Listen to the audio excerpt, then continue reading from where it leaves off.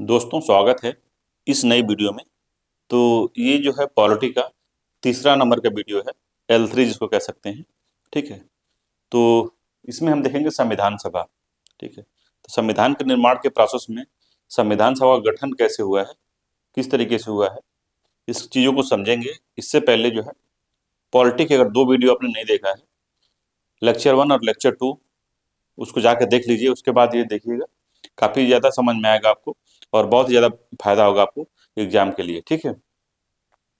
तो इससे पहले वाले हमने जितने भी 1947 तक के अधिनियम थे, जो 1773 से शुरू होते हुए 1947 तक के जितने अधिनियम थे, जितने एक्ट थे, रेगुलेटिंग एक्ट थे, भारत परिषद अधिनियम था, सबको हमने डिटेल में देखा है। ठीक है।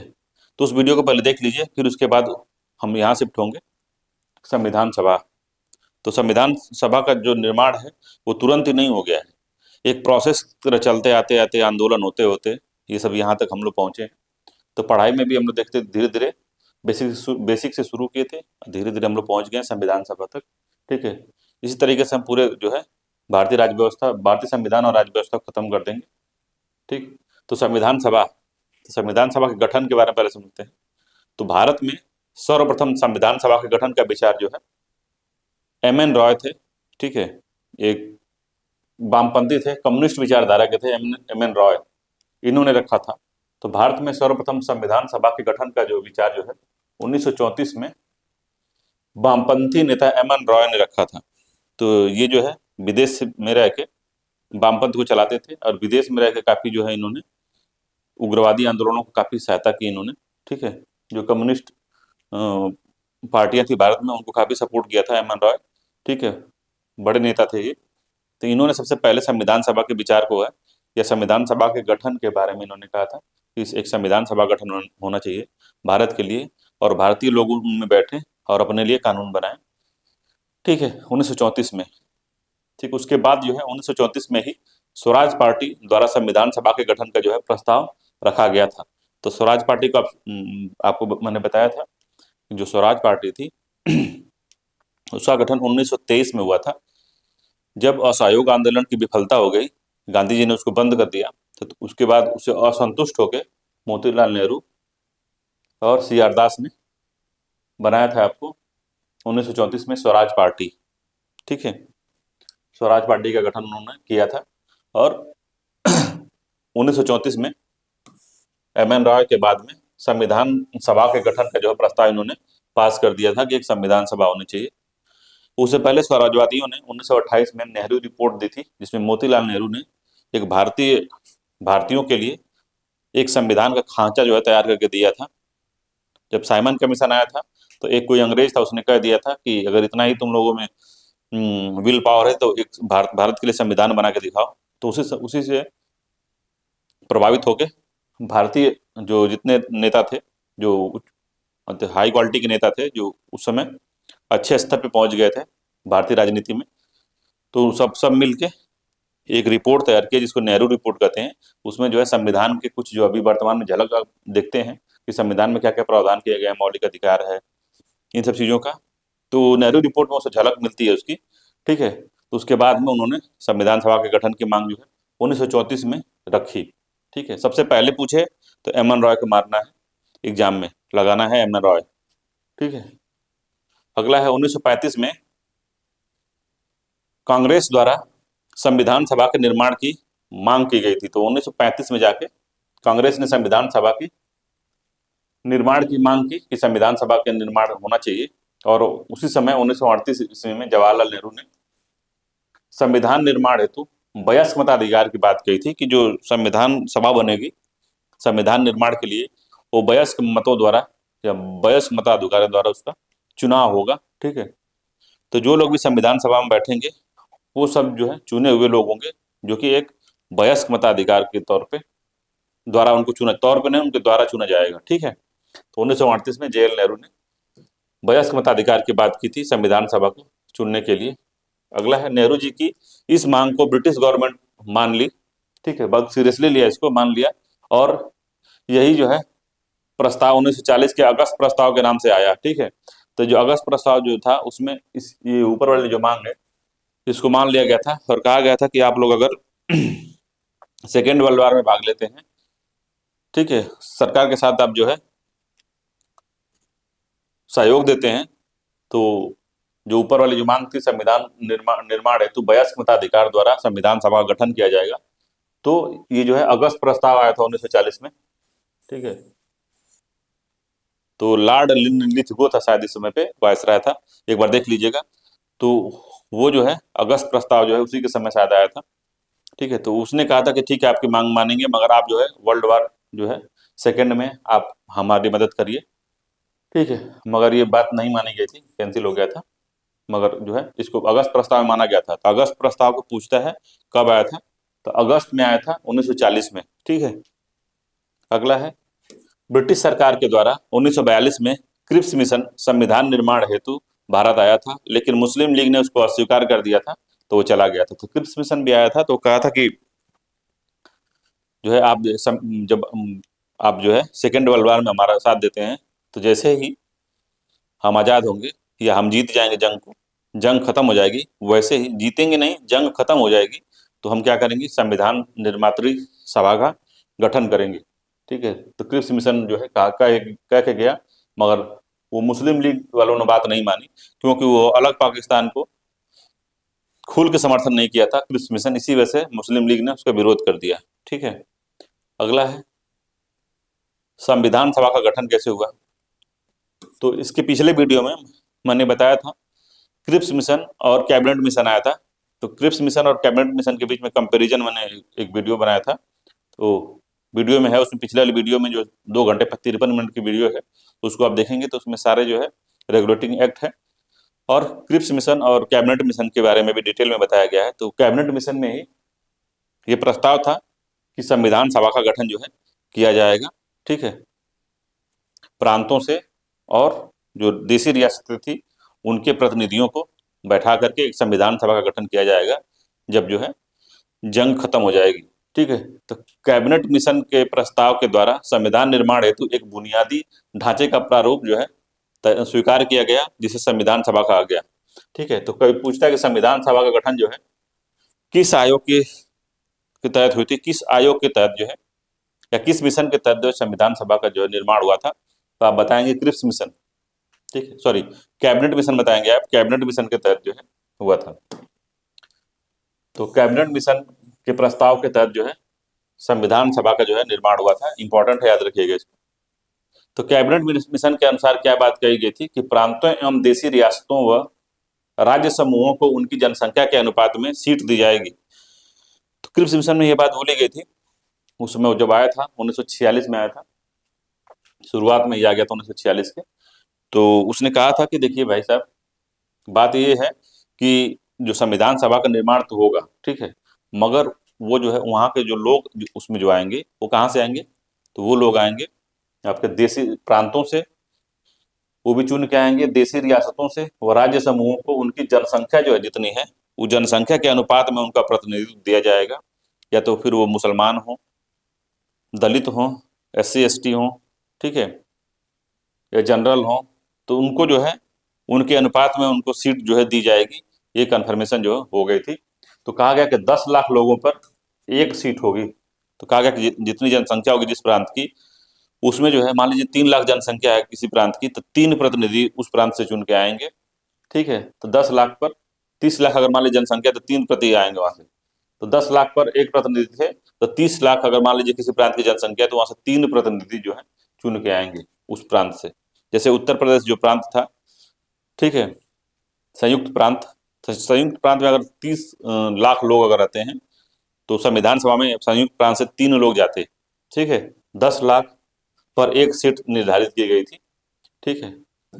आगे हम लोग देखते हैं कि संविधान सभा के लिए जो सीट थी वो किस तरीके से बांटी गई थी, उसको हम समझते हैं। तो संविधान सभा में कुल सीटें जो है 339 थी, ये 8 लिखा है या 3 होगा, ठीक है, 339 जो है सीटें यहाँ पे थी, ठीक। जिसमें से प्रांतों से कहा गया कि जो प्रांत हैं, जिसको ब्रिटिश प्रांत भी कहते थे, ब्रिटिश आधिपत्य क्षेत्र, ब्रिटिश आधिपत्य क्षेत्र जिसको कहते थे, वो प्रांत से 296 लोगों का चुनाव होगा, ठीक है। 296 जो लोग हैं वो जो है ब्रिटिश प्रांत से आएंगे, और देशी रियासत से 93 लोग जो है संविधान सभा में शामिल होंगे, ठीक है। तो याद रखिएगा इसको 296 लोग ब्रिटिश क्षेत्र से, ब्रिटिश भारत से, और रियासतों से 93 लोग आएंगे।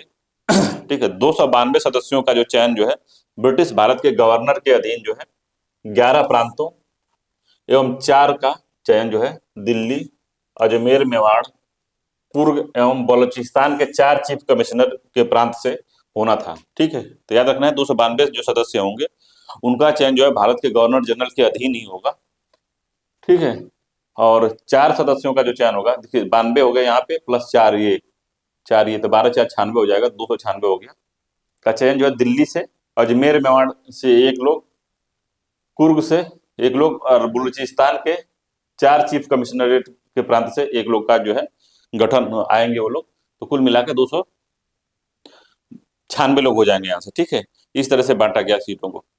अगला है प्रांतों की सीटों को 3 प्रमुख समुदाय, मुस्लिम, सिख, प्रमुख समुदाय जो है मुसलमान, सिख, सामान्य में उनकी जनसंख्या के अनुपात में बांटा गया। तो जो प्रांत थे, प्रांत में 3 लोगों में बांटा गया, एक मुसलमानों में, सिखों में, और एक जनरल माना गया, सामान्य कैटेगरी के। तो 3 जो है कैटेगरी या 3 समुदाय में बांटा गया था, प्रमुख 3 समुदाय में बांटा गया था, और कहा गया था कि उनकी जनसंख्या के अनुपात में जो है प्रतिनिधित्व है जो मिलेगा। ठीक है। तो चुनाव कैसे हुआ? तो चुनाव जो है पूछता एग्जाम में, चुनाव जो है कैसे हुआ था? तो संविधान सभा का जो चुनाव हुआ था एकल संक्रमणीय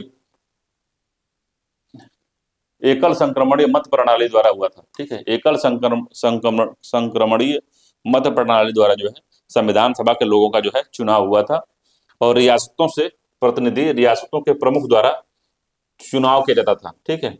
तो रियासतों के जो प्रतिनिधि हैं, रियासतों का जो प्रमुख है वो सेलेक्ट करता था कि कौन जाएगा। हैदराबाद का निजाम जो था वो तय करता था कि हैदराबाद से कौन लोग जाएंगे। ठीक है। अजमेर में, मेवाड़ में, जहां जहां के जो रजवाड़े थे वो रजवाड़े तय करते थे कि कौन लोग हमारे यहाँ से जाएंगे। ठीक है। तो ये जो है इनडायरेक्ट चुनाव था, समझ रहे हैं? जो प्रांतों में जो परिषदें थी वो अपने में से चुन के भेज रही थी। ये इनडायरेक्ट चुनाव था, जनता इसमें जो है वोट नहीं देती थी। ठीक है। तो संविधान सभा आंशिक रूप से चुनी और आंशिक रूप से नामांकित किया गया। तो संविधान सभा था आंशिक रूप से चुनी गई थी, मतलब कि प्रतिनिधि जो चुने गए थे वो आंशिक रूप से चुने गए थे, और जो है आंशिक रूप से नामांकित थी। तो प्रांतों से जो है नामांकन हुआ था। तो प्रांतों को आवंटित 296 सीटों के लिए जुलाई अगस्त 1996 में चुनाव हुए। इसमें जो है क्या हुआ, कांग्रेस ने 208 सीटें जीत ली। 296 में 208 अकेले कांग्रेस ने जीता, मुस्लिम लीग ने 73 सीटें जीती, और अन्य लोगों ने मिलकर 15 सीटें जीती। ठीक है। अब जो था इनडायरेक्ट चुनाव था, लेकिन सभी समुदाय का प्रतिनिधित्व मिला था। तो इनडायरेक्ट चुनाव था ये, इस डायरेक्ट चुनाव नहीं होता। पूछता है एग्जाम में कि क्या जो संविधान सभा का जो चुनाव हुआ है क्या वो डायरेक्ट चुनाव हुआ है या इनडायरेक्ट चुनाव हुआ है? तो आप बताएंगे कि इनडायरेक्ट चुनाव हुआ है। ठीक है। जो जनप्रतिनिधि थे, जैसे एग्जाम्पल के तौर पे कि आज हमारे जैसे राष्ट्रपति का जो चुनाव होता है वो हमारे द्वारा चुने गए सदस्यों द्वारा राष्ट्रपति का चुनाव होता है। जैसे लोकसभा में जिनको हमने चुन के भेजा है वही लोग वोट दे के राष्ट्रपति बनाते हैं, विधानसभा के लोग भी उसमें वोट देते हैं राष्ट्रपति के चुनाव में। तो विधानसभा में जो लोग गए हैं उनको भी हम जनता ही चुन के वहां पे भेजे हैं। ठीक है। तो ये मामला रहा कि इनडायरेक्ट चुनाव जो है राष्ट्रपति का जैसे होता है उसी तरीके से संविधान सभा का जो है चुनाव हुआ था। ठीक है। 10 लाख लोगों में 1 लोगों को जो है प्रतिनिधित्व दिया जाता था। तो इनडायरेक्ट चुनाव था, लेकिन सभी समुदाय का प्रतिनिधित्व जो है बना हुआ था। जैसे हिंदू का था, मुस्लिम का था, सिख का था, ईसाई, पारसी, एससी एसटी और महिलाओं का भी प्रतिनिधित्व जो है संविधान सभा में था। तो 15 महिलाएं लगभग शायद संविधान सभा में थी। ठीक है। जब हम लोग इसका क्वेश्चन करेंगे तो क्वेश्चन में हम लोग पता चलेगा कि कितने जो है महिलाएं जो है शामिल थी इसमें। ठीक है। तो ये जो है इनडायरेक्ट चुनाव था। तो इसको देखिएगा यहाँ से कि रियासतों से नामांकित होने थे और चुनाव होना था प्रांतों में। ठीक है। इसको याद रखना है। प्रांतों को 296 सीटें दी गई थी और 93 सीटें किसको दी गई थी? तो 93 सीटें दी गई थी रजवाड़ों को या रियासतों को। ठीक है। याद रखना है, ये पूरा बात था। इनडायरेक्ट चुनाव हुआ था, ये ज्यादा महत्वपूर्ण है। तो संविधान सभा की जो कार्यविधि है वो किस तरह से चली है? संविधान सभा की कार्यविधि तो क्या हुआ, तो पहली बैठक कब हुई है? तो पहला अधिवेशन जो हुआ है, फर्स्ट बैठक 9 दिसंबर 1946 को हुआ है। तो 9 दिसंबर 1946 को पहली बैठक जो है होती है, ठीक है। और उसी दिन अस्थायी सदस्य अध्यक्ष के रूप में आपको सच्चिदानंद सिन्हा को सर्वसम्मति से उनको चुना जाता है कि ये जब तक जो है परमानेंट अध्यक्ष नहीं चुने जाते तब तक अस्थायी सदस्य जो है सच्चिदानंद सिन्हा थे। तो अपने में से जो लोग थे, जो संविधान सभा में लोग गए थे, अपने में से जो सबसे वरिष्ठ व्यक्ति थे, उनको सच्चिदानंद सिन्हा को उन्होंने अस्थायी अध्यक्ष के रूप में चुना था, ठीक है। मुस्लिम लीग ने इस बैठक का बहिष्कार किया था। तो इस पहली जो बैठक थी, जो पहली बैठक थी, मुस्लिम लीग ने उसको बहिष्कार किया, बाद में ज्वाइन किया। फिर उसके बाद जब देश जो है आजाद हो गया, दो टुकड़े हो गए देश के, फिर मुस्लिम लीग जो है छोड़ के चला गया, ठीक है। तो मुस्लिम लीग जो है कई यहाँ पे नौटंकी कर रहा था, कभी घुस रहा था, कभी निकल रहा था, कभी देश आजाद हो गया, जब देश का बंटवारा हो गया तो वो चले गए पाकिस्तान, निकल गए, ठीक है। तो शुरुआत में पहली बैठक में नहीं बैठे, फिर अगली बैठक में सब बैठने लगे, एक दो बैठक में बैठे, उसके बाद में देश आजाद हो गया, बस वो छोड़ के फिर से चले गए सब, ठीक है। अगला है 11 दिसंबर 1946 को राजेंद्र प्रसाद संविधान सभा के अस्थायी सदस्य बनते हैं। तो राजेंद्र प्रसाद जो है संविधान सभा के अस्थायी जो है अध्यक्ष बन जाते हैं। ये सदस्य लिखा है यहाँ, अध्यक्ष होगा, अध्यक्ष, अस्थायी अध्यक्ष बनते हैं, ठीक है। और उपाध्यक्ष जो बनते हैं एच.सी. मुखर्जी। तो पूछता है कि संविधान सभा के उपाध्यक्ष कौन थे, एग्जाम में पूछा हुआ क्वेश्चन है। तो एच.सी. मुखर्जी थे, इस बात को याद रखना है, एच.सी. मुखर्जी, ठीक है। अगला पॉइंट है बी.एन. राव जो थे संवैधानिक सलाहकार, उनको नियुक्त किया गया था। संविधान सभा का संवैधानिक सलाहकार जो थे बी.एन. राव थे। काफी महत्वपूर्ण भूमिका बी.एन. राव ने संविधान के निर्माण में निभाई थी। कह सकते हैं कि समझ ले रीढ़ की हड्डी थे बी.एन. राव, बहुत ही जानकार आदमी थे, ठीक है। तो बी.एन. राव जो है संवैधानिक सलाहकार थे ये। अगला है संविधान का जो उद्देश्य है, जो प्रस्तावना है, जिसको हम लोग अगली क्लास में प्रस्तावना को पढ़ेंगे। तो प्रस्तावना जो है 13 दिसंबर 1946 को 13 दिसंबर 1946 को जवाहरलाल नेहरू जी ने इसको प्रस्तुत किया था। और इसमें जो है जब प्रस्तुत किया तो जब इसको पढ़ा गया तो पढ़ने के बाद ये पता चला कि ये जो है हमारे संविधान की रूपरेखा का ही एक छोटा भाग है। रूपरेखा ये बता रहा है। और इसमें जो आंदोलन के समय जो जो कांग्रेस वादे कर रही थी, उस वादे को निभाने की जो कोशिश जो है इसमें की गई थी। सबको न्याय, स्वतंत्रता और अन्य चीजों की जो मांग थी, इसमें सारा चीज जो है, इसमें राष्ट्रीय आंदोलनों के प्रमुख मुद्दे के जो है के उचित सारांश के रूप में इसको सम्मिलित किया गया था। इसमें इसमें या इसमें निहित था, ठीक है। इसमें संवैधानिक संरचना के ढांचे एवं मूल दर्शन को स्पष्ट किया। तो संविधान के जो संरचना है कैसी होगी, उसका मूल दर्शन कैसा होगा, उसकी झलक जो है हमको प्रस्तावना में मिलती है। जब हम प्रस्तावना पढ़ेंगे, जब बताएंगे आपको, तो उसमें आपको समझ में आएगा अच्छे से, ठीक है।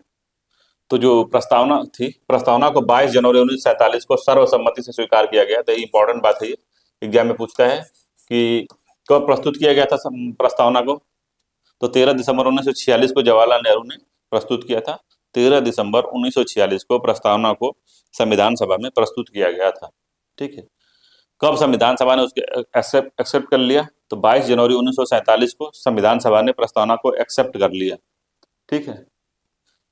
तो ये बातें जो है ये हुई थी। तो ये सब चल ही रहा था। उससे पहले क्या हुआ कि भारतीय स्वतंत्रता अधिनियम आ गया। तो भारतीय स्वतंत्रता अधिनियम 1947 जब आया, तो इसके द्वारा क्या क्या जो है संविधान सभा में परिवर्तन आया, उसको समझना बहुत ही आवश्यक है। तो जब जिसे आज़ादी मिलती है, तो संविधान सभा तो 1946 में ही बन गई थी, दिसंबर के महीने में। 9 दिसंबर को पहली बैठक थी। दिसंबर के बाद में अभी बैठक चली रही थी, उसी समय देश आज़ाद हो गया। देश आज़ाद हुआ तो जो पावर थी, जो सत्ता का हस्तांतरण था, अंग्रेजों ने कर दिया किसको? संविधान सभा को दे दिया। तो भारत की सत्ता का हस्तांतरण भारत की संविधान सभा को, और पाकिस्तान की सत्ता का हस्तांतरण जो है पाकिस्तान की संविधान सभा को दे दिया गया। तो क्या क्या परिवर्तन आए? तो 3 परिवर्तन आए थे। जब 1947 का अधिनियम आया था तो 3 परिवर्तन मुख्यतः इसमें देखे जाते हैं। क्या किसमें? संविधान सभा में। तो प्रथम जो है, संविधान सभा पूर्णतः संप्रभु निकाय बन गया। तो संविधान सभा जो है पूर्णतः जो है संप्रभु निकाय बन गया। संप्रभु निकाय का मतलब यह हो गया कि अब जो है स्वतंत्र है अपने लिए किसी प्रकार का कानून बना लेना। इससे पहले क्या था कि महारानी या ब्रिटेन की संसद का जो है आधिपत्य था। जब आजाद होगी तो पूर्ण संप्रभु हो गया। संप्रभु का मतलब कोई बाह्य शक्ति या इंटरनल कोई पावर जो है हमारे डिसीजन लेने की क्षमता को जो है उसको परिवर्तित न कर सके, प्रभावित न कर सके, उस निकाय को हम संप्रभु निकाय कहेंगे। तो वैसे ही जब आज़ादी मिल गई हमको, तो सत्ता जो है संविधान सभा के हाथ में आ गई, पूरे देश की कमान जो है संविधान सभा के हाथ में आ गई, तो संप्रभु निकाय बन गया। ठीक है, अपने देश के लिए खुद का जो है डिसीजन लेने का, कुछ भी कर लेने का, कुछ भी मतलब कि बढ़िया चीज, पॉजिटिव चीज करने की पूरी छूट जो है दी गई। सेकंड बदलाव क्या आया संविधान सभा में, तो संविधान सभा विधायिका भी बन गई। तो संविधान सभा विधायिका बन गई, वो जो है वर्तमान, उस समय का जो वर्तमान परिस्थिति था, जैसे 15 अगस्त 1947 के बाद का जितना दिन, एक एक दिन, एक दो दो दिन, तीन तीन दिन जैसे बीत रहा था, एक दो दिन, 3 दिन, 4 दिन, 5 दिन से बीत रहा था, डे बाय डे में कुछ ना कुछ चीजें बदल रही थी। तो उसके लिए प्रावधान बनाना, उसके लिए कानून बनाना, उसके लिए विधि बनाना, उसका काम भी किसका हो गया था, संविधान सभा का हो गया था। ठीक है, तो कुछ भी अगर 1935 के अधिनियम से संविधान बनने तक जो है कहा गया था कि 1935 का अधिनियम ही से संचालित होगा भारत, जब तक कि संविधान सभा द्वारा संविधान का निर्माण ना हो जाए। मगर सब कुछ संविधान सभा द्वारा किया जाने लगा, क्योंकि 1935 का जो अधिनियम था वो पूरी तरीके से आजाद भारत के लिए सफिशियंट नहीं था। तो और जो विधियां बनानी होती थी तो संविधान सभा ही उसको बनाती थी। ठीक है, तो इसके इसके दो कार्य हो गए। एक कार्य था संविधान का निर्माण करना, और दूसरा कार्य था देश के लिए विधि बनाना, और देश को चलाना भी इसी के हाथ में आ गया था। ठीक है, उसके बाद तीसरा जो परिवर्तन आया है, विभाजन के बाद मुस्लिम लीग के सदस्य अलग हो गए। ठीक है, तो देखिए पहली बैठक में वो शामिल नहीं हुए थे, उसके आगे की जो बैठक होती है उसमें वो लोग ज्वाइन करते हैं संविधान सभा को, कुछ दिन तक रहते हैं, तो तक देश आजाद हो जाता है, देश का बंटवारा हो जाता है, पाकिस्तान और भारत नाम के दो अधिराज्य बनते हैं। ठीक है, तो यहाँ से मुस्लिम लीग निकल जाती है। तो 300 कितनी सीटें थी, 389 सीटें थी ना, 389 थी। चलिए, तो 389 सीटों में से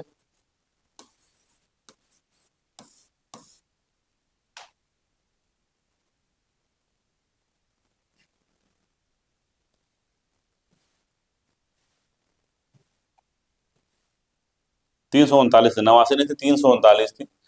339 सीटों में से लगभग 40 सीटें निकल जाती हैं, 40 सीटें यहाँ से चली जाती हैं।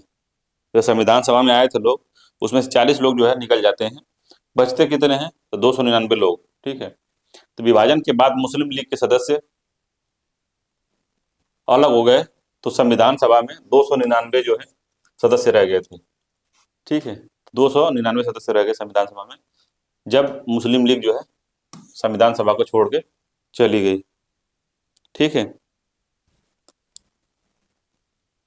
तो ये जो है सब मामला चल रहा था। तो संविधान सभा में क्या परिवर्तन आया जब भारत जो है आजाद हुआ। ठीक है, तो ये 3 परिवर्तन आए थे जिसको नोट करने की जरूरत है। पहला कि संविधान सभा जो है संप्रभु हो गई, दूसरा विधायिका का रूप ले ली। ठीक है, संविधान निर्माण का कार्य भी उसको सौंप दिया गया, और डे बाय डे का जो भारत का रूल रेगुलेशन था उसको चलाने का अधिकार भी उसको दे दिया गया। विभाजन के बाद जब मुस्लिम लीग के सदस्य छोड़ के चले गए, तो संविधान सभा के जो भारतीय संविधान सभा थी उसमें 299 सदस्य ही रह गए थे। ठीक है, अगला है इसमें कि संविधान सभा के निर्माण में 2 वर्ष 11 माह 18 दिन में जो है संविधान सभा की कुल बैठक 11 बैठक हुई थी। ठीक है, तो बनने का जो समय था 2 वर्ष 11 माह और 18 दिन में संविधान हमारा बन गया था। ठीक है, इतने दिनों में 11 बैठकें हुई थी, 2 साल 11 माह 18 दिन में संविधान सभा का निर्माण, संविधान जो सभा जो है बैठी, और 11 बैठक की वो, और जिसमें निर्माताओं ने 60 देशों के संविधान का जो है अवलोकन किया, और इसके प्रारूप को पर 114 दिन तक विचार किया। ठीक है, संविधान के प्रारूप पर विचार 114 दिन तक चला।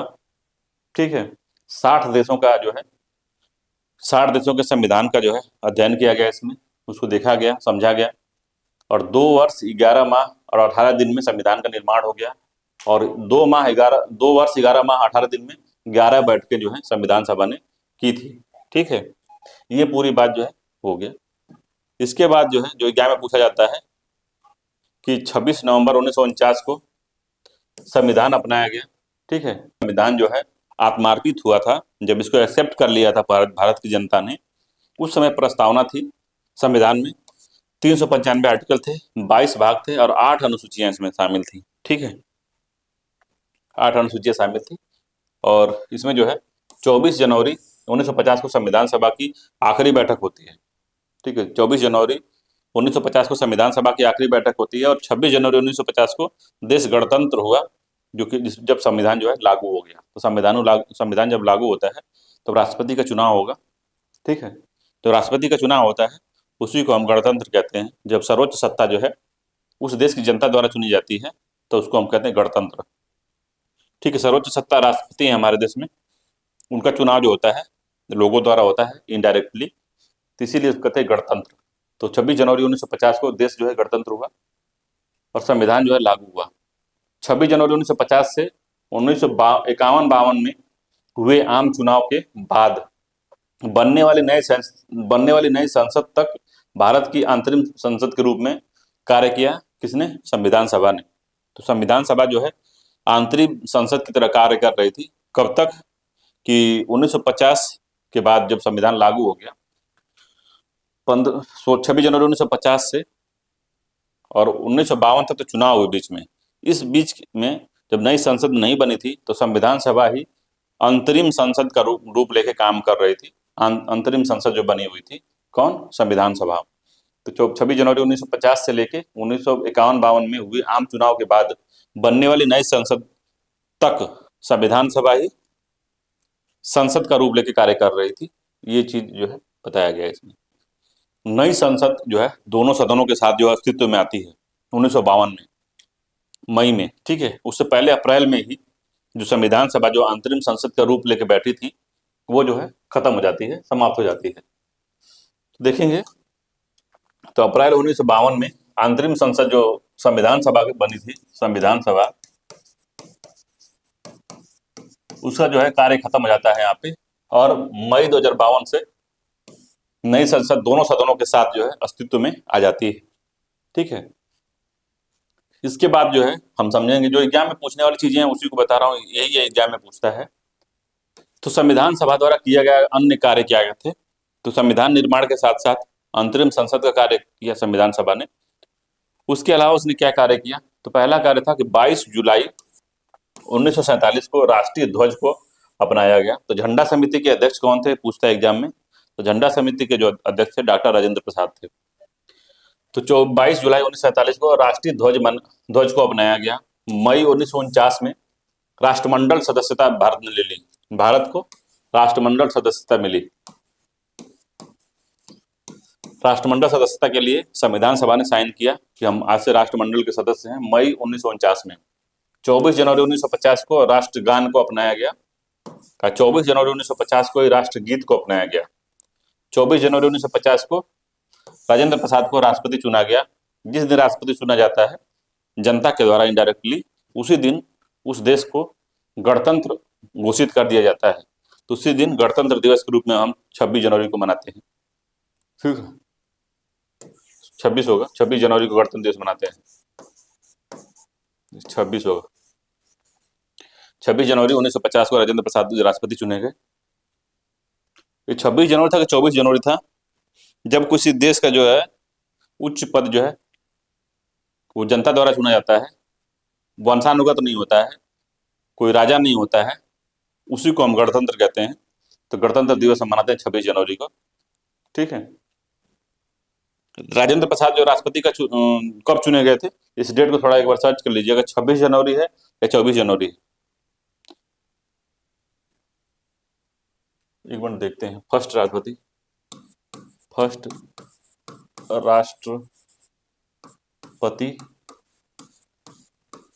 कब चुने गए, देख लेते हैं अभी।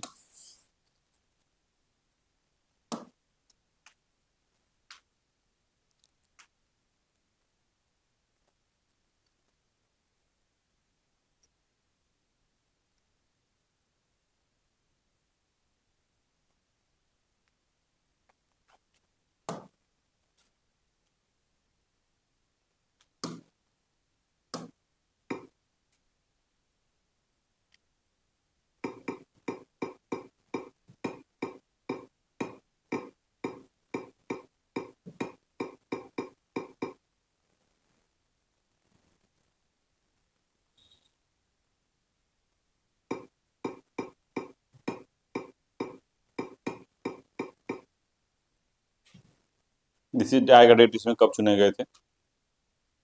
तो 24 जनवरी ही है, ठीक है, 24 जनवरी ही है।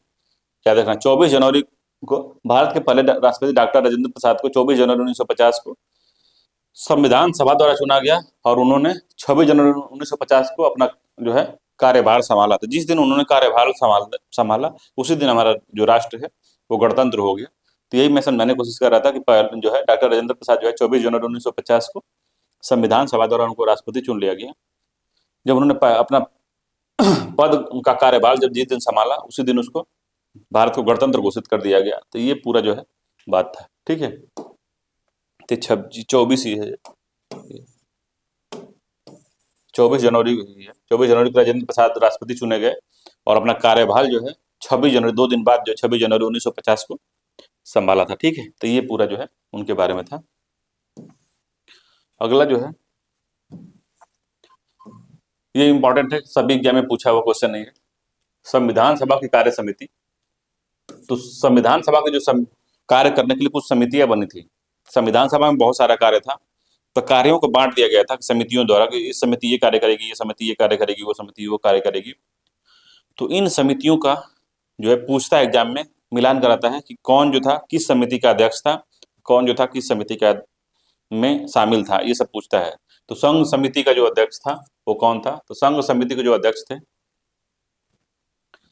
संघ समिति के जो अध्यक्ष थे जवाहरलाल नेहरू थे। JL नेहरू थे, मतलब जवाहरलाल नेहरू थे।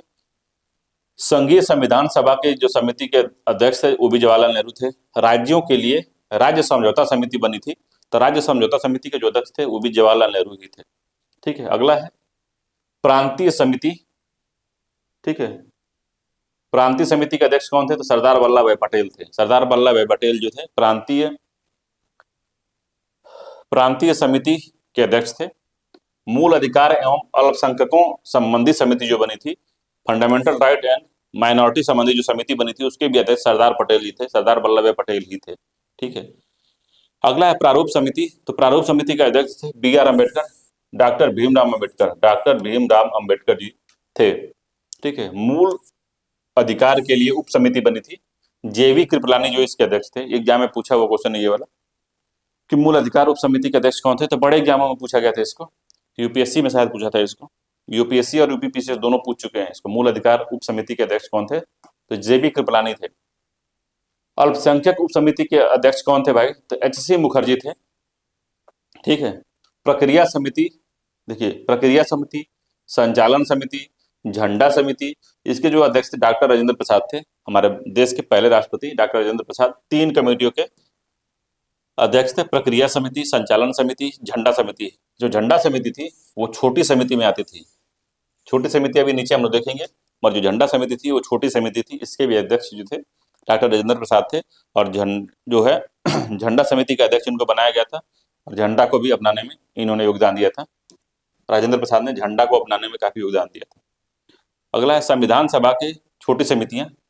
तो पहला है संविधान सभा के कार्य संबंधित जो समिति थी, संविधान सभा के कार्य संबंधी जो समिति थी, JV मावलंकर जो थे इसके अध्यक्ष थे। एग्जाम में पूछता है, याद रखिएगा। कार्य संचालन समिति, तो कार्य संचालन समिति के अध्यक्ष जो थे डॉक्टर KM मुंशी थे। KM मुंशी, इनके बारे में भी एग्जाम में पूछता है, KM मुंशी के बारे में। अगला सदन समिति जो थी, पट्टाभी सीतारमैया थे, पट्टाभी सीतारमैया इसके अध्यक्ष थे सदन समिति के, ठीक है। तो प्रारूप समिति के डिटेल में पूछता है। देखिए एक समिति ऐसी है जिसके बारे में अलग से डिटेल में जो है एग्जाम में पूछा जाता है कि प्रारूप समिति में क्या मामला था, कौन कौन थे।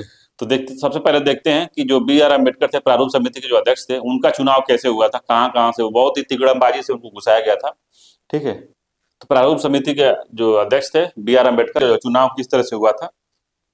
तो BR अम्बेडकर जो था पहला चुनाव उन्होंने, अपने जीवन का पहला चुनाव 1946 में लड़े थे, और शेड्यूल कास्ट फेडरेशन से लड़े थे और हार गए थे। पहला जो चुनाव उन्होंने कहीं से लड़ा था, शेड्यूल कास्ट फेडरेशन उनकी पार्टी थी, उसी पार्टी से लड़े थे और चुनाव वो हार गए थे, ठीक है। उसके बाद क्या हुआ, फिर बंगाल में चुनाव होता है, ठीक है। फिर जो होता है अविभाजित बंगाल में चुनाव होता है संविधान सभा का, उसमें जो है जीतते हैं वो जसोर खुलना प्रांत से, बंगाल प्रांत में जीतते हैं, जसोर खुलना क्षेत्र से, 10 लाख लोगों का प्रतिनिधित्व करते हैं, जीत जाते हैं। जैसे जीतते हैं कुछ दिन बाद जो है भारत पाकिस्तान का बंटवारा हो जाता है, और जो शोर खुलना जो मार्ग जो क्षेत्र था वो पाकिस्तान में चला जाता है। ठीक है, जब पाकिस्तान में चला जाता है तो वो जो है पाकिस्तान जाना नहीं चाहते हैं, तो क्या करते हैं, वहां से इस्तीफा देना पड़ता है उनको। फिर जो है तब चुनाव होता है, मुंबई पुणे उपचुनाव। ठीक है, तो मुंबई पुणे उपचुनाव में भी उनका वापसी होती है, और राजेंद्र प्रसाद जो है आग्रह करते हैं, बीजी खेर थे जो उस समय बॉम्बे के पीएम थे, तो बीजी खेर से वो जो है आग्रह करते हैं कि कांग्रेस की इनको किस तरीके से संविधान सभा में लाया जाए, क्योंकि संविधान के जो है बहुत विख्यात जो है ज्ञाता थे, तो इनको संविधान सभा में लाना जरूरी था। तो बीजी खेर से उन्होंने आग्रह किया पुणे में, पुणे पुणे जो प्रांत था, बॉम्बे का प्रांत था पुणे, तो पुणे की एक कॉन्स्टिट्यूंसी थी, उसी से कांग्रेस के नेता एम आर जयकर को अपने सीटों से इस्तीफा दिलवाया गया, और फिर राजेंद्र प्रसाद के आग्रह पे बीजी खेर ने इनको यहाँ से चुनाव लड़वाया, उपचुनाव लड़वाया। ठीक है, और उपचुनाव लड़वाया, उसमें जो है जीत गए बी आर अम्बेडकर। ठीक है, तो याद रखना है बीजी खेर के प्रधानमंत्री थे बॉम्बे के, उन्होंने अपने एक मंत्री एम आर जयकर को सीट से हटाया। जैसे सीट से हटाया तो उपचुनाव होना जरूरी था, तो उपचुनाव कराया गया, उसमें बी आर अम्बेडकर भी लड़े और जीत गए। ठीक है, तो याद रखना है इसको। और बंगाल में जो चुनाव हुआ था उसमें भी इनको जिताने वाला कौन था, जो बंगाल का चुनाव हुआ था उसमें भी जितवाने में किसका हाथ था, तो बंगाल में चुनाव जो हुआ था लीग और जोगेंद्र नाथ मंडल के सहयोग से जीता, मगर क्षेत्र जो है पाकिस्तान में चला गया। तो जिथे बहुत ज्यादा पॉपुलरिटी इनकी थी नहीं उस समय, जब ये स्ट्रगल के फेज में थे, जब पढ़ाई लिखाई कर रहे थे, जब नेता बन गए थे थोड़ा, तो उतना ज्यादा पॉपुलरिटी इनकी नहीं थी, इसी वजह से देखिए क्षेत्रों में हार जा रहे हैं जगह जगह पे। फिर उनको जिताने के लिए तो लीग, मुस्लिम लीग के लोग, फिर जोगेंद्र नाथ मंडल के सहयोग से जो है बंगाल में जीते भी संविधान सभा में, तो वो भी पाकिस्तान में चला गया, तो वहां सीट खाली हो गई। फिर पुणे में आए तो राजेंद्र प्रसाद के आग्रह पे बीजी खेर ने अपने एक मंत्री को या अपने एक सदस्य को इस्तीफा दिलवाया, फिर वहां पे उपचुनाव हुआ, फिर उनको वो जीते, फिर वो जो है संविधान सभा में आए। ठीक है, इसके अलावा जो है अब प्रारूप समिति जो थी, जिसके बारे में समझ लेते हैं। प्रारूप समिति के जो अध्यक्ष थे बी आर अम्बेडकर थे, सभी जानते हैं इसको। संविधान सभा की विशिष्ट समिति में एक थी प्रारूप समिति, और इसका गठन जो है 26 अगस्त 1947 को हुआ था। ठीक है, देश आजादी के बाद जो है 15 अगस्त 1947 को हमारा देश आजाद हो गया। देश की आजादी के लगभग 10-11 दिन बाद जो है प्रारूप समिति का जो है गठन होता है, और इसके बी आर अम्बेडकर जो है सदस्य बनते हैं। तो आधा संविधान का जो वाचन था,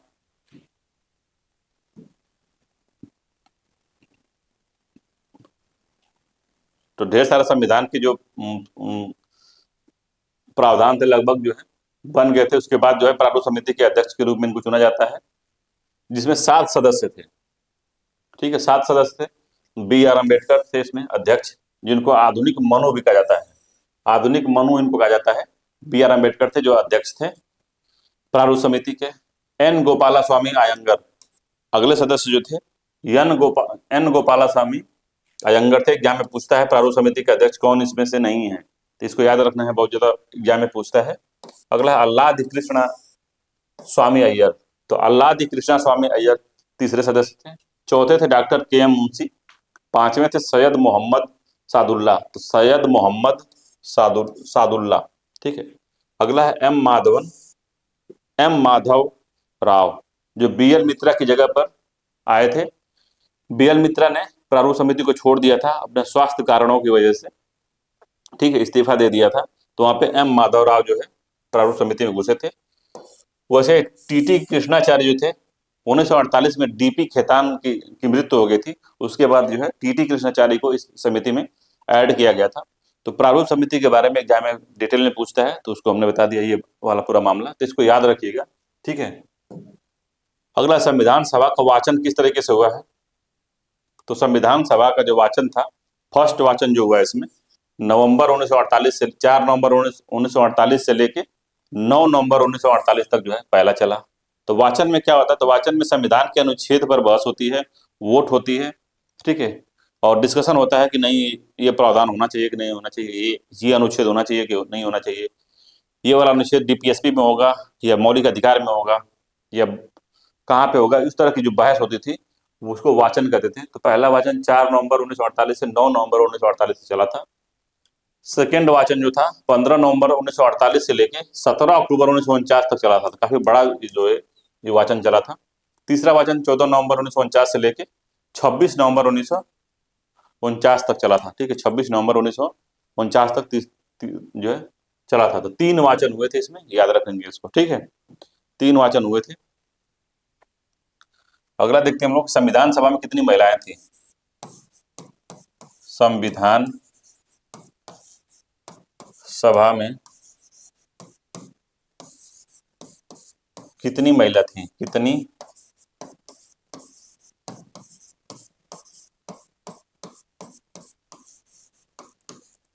थी, ठीक है,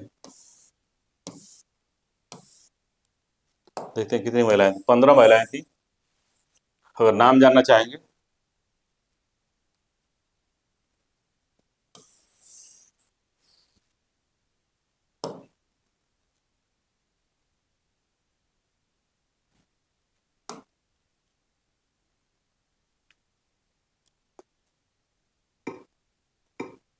संविधान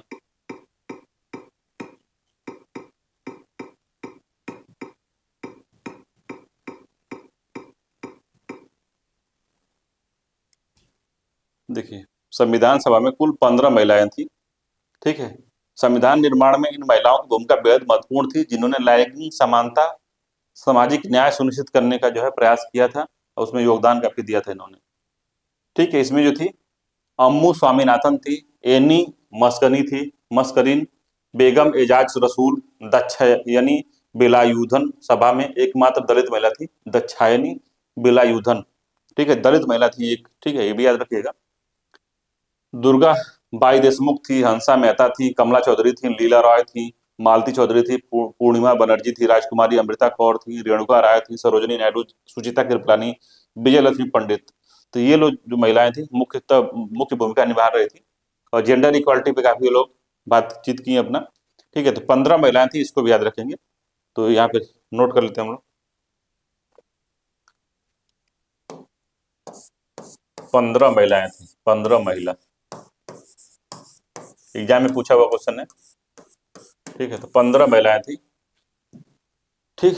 तो संविधान सभा से जो क्वेश्चन पूछता है इसी तरीके का क्वेश्चन पूछता है। बेसिकली वो पूछता है किस तरह का चुनाव हुआ था, ठीक है, सिर्फ इनडायरेक्टिव चुनाव हुआ था या डायरेक्ट चुनाव हुआ था, या सिर्फ डायरेक्ट चुनाव के तहत गए थे या फिर इनडायरेक्ट चुनाव के तहत जो है लोग गए थे, ये पूछता है।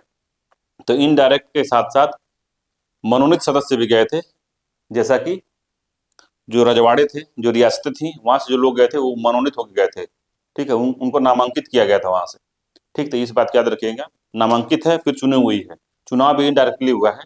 इसी तरह से एग्जाम में पूछता है, प्रारूप समिति के बारे में पूछता है, समितियों को मिलान कराता है, ठीक। कितनी महिलाएं थी, कितने वाचन हुए थे पूछता है। डेट अगर वाचन का पूछे तो आप डेट भी यहाँ से याद कर लेते सकते हैं, ठीक है।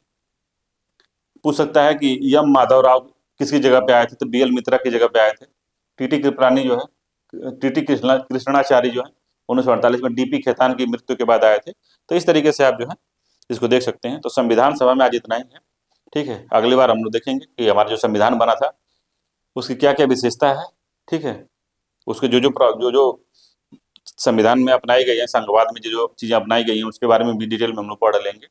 उसके बाद जो देखेंगे हम लोग प्रारूप समिति, तो देख ही लिए क्या देखेंगे हम लोग, संविधान का जो प्रस्तावना है उसको देखेंगे। तो उसके बाद हम लोग अंदर संविधान में घुसना चालू करेंगे, ठीक है। तो ये जो वीडियो था ये काफी महत्वपूर्ण है, इसको याद रखिएगा। जो चीजें चीजें इसमें बताई गई हैं इसको नोट कर लीजिएगा। इसका पीडीएफ लास्ट में जब पूरा जो है पॉलिटी पढ़ा देंगे तो पीडीएफ टेलीग्राम पे इसका डायरेक्ट दे देंगे, तो आप वहां से जाके उसको डाउनलोड कर लीजिएगा। पूरा नोट्स की तरह ही काम करेगा, आपका एक शॉर्ट नोट्स की तरह ही काम करेगा ये, ठीक है। तो चलिए मिलते हैं अगले वीडियो में, तब तक के लिए धन्यवाद।